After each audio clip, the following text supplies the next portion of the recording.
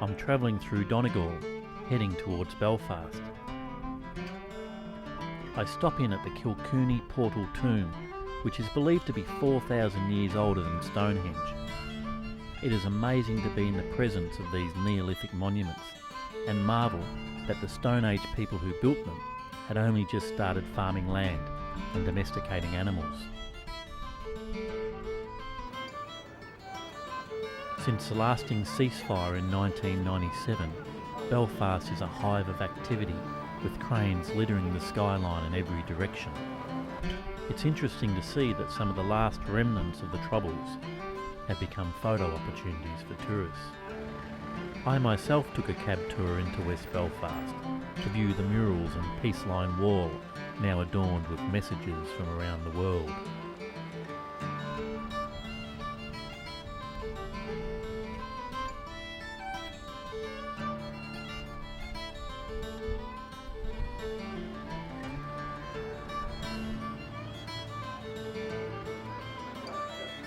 To get an idea of how Belfast has changed, I spoke with well-known local photographer Sean McKernan, who has documented Belfast from the height of the Troubles to its current-day burgeoning social scene. Belfast Exposed project started in 1983, which was there was a lot of trouble going on. It was ahead of the Troubles in Belfast. It was just after the 1981 hunger strike. And the idea behind it was to invite people from all over Belfast to give us their photographs, which would simply show their perspectives of life in Belfast, no matter what background they were from, Catholic, Protestant, dissenter. And it was a very, very successful exhibition. The idea behind it being that there was a lot of censorship in the north of Ireland, and people living here weren't really getting the opportunity to give their opinions of life in the city in terms of the broad media.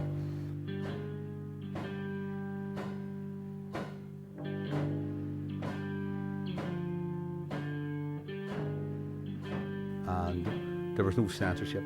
You could show whatever you wanted.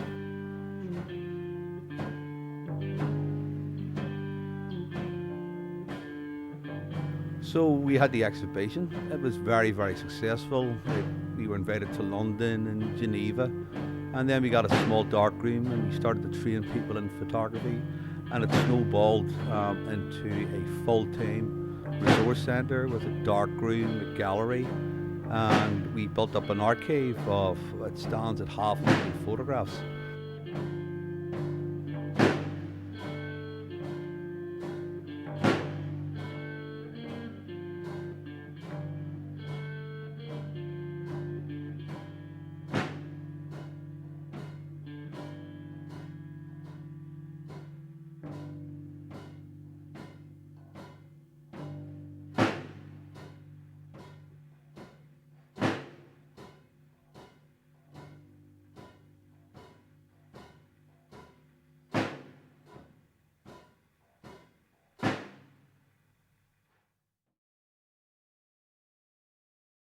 I left the project in 2000, and the building that we're in now housed the old Belfast Exposed project.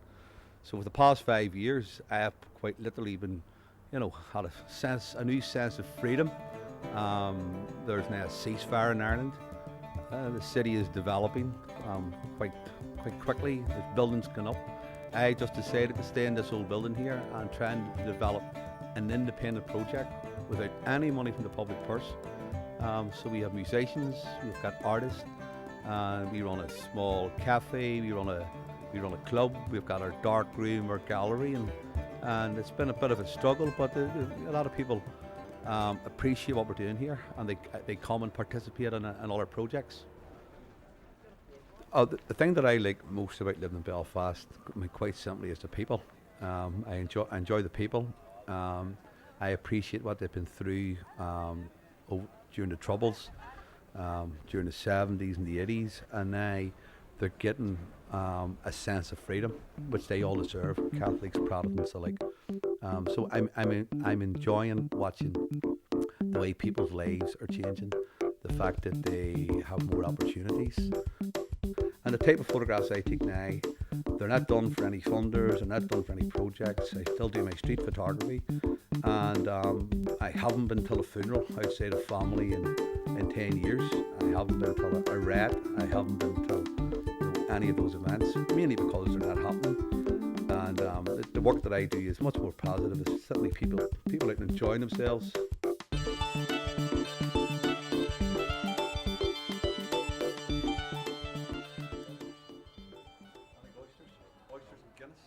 Yeah, for me growing up, my kids sort of like, would say to me, Daddy, what was it like in the old days? And I'm going like the old days were like maybe 15 years ago.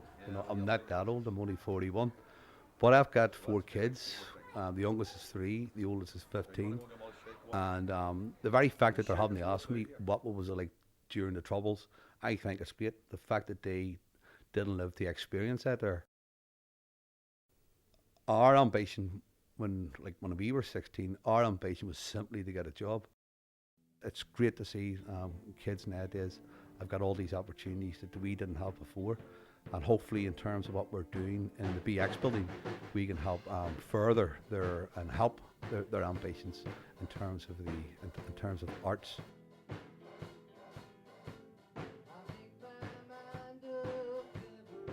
I think the divide between Catholic and Protestants, I mean, it's been institutionalised, and you're looking at a divided society that goes back nearly 800 years. So it's never going to change in 10, 20 years. I would see the next generation, my grandkids, will hopefully really benefit from a society that's undivided. I mean, Catholic and Protestant thing here simply has to change. It's a very, very small part of Europe. There's like 1.5 million people living in the north of Ireland, and I would be very, very confident that if the politicians seriously get their act together, that we can live in a society where all people are equal. And that's still my ambition for myself, my children and my grandchildren. I also feel that the fact that we have other cultures now coming to live in Belfast, that will certainly help to break down the traditional divide in the society here between Catholics and Protestants.